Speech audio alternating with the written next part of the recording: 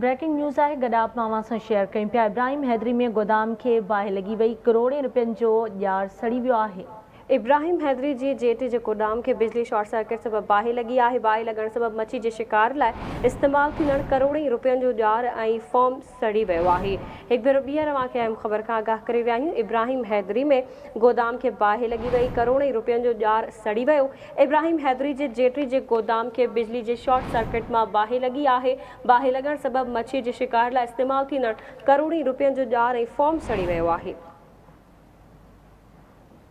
Breaking news अवां share कयूं पिया। गडाब में इब्राहिम हैदरी के गोदाम में बाहि लगी वही करोड़े रुपयनि जो ॼार सड़ी वियो है। तफ़सील मालूम कंदासीं गडाब मां आवाज़ जे रिपोर्टर मंजूर सोलंकी खां। मंजूर, छा तफ़सील आहिनि, आगाह कजो।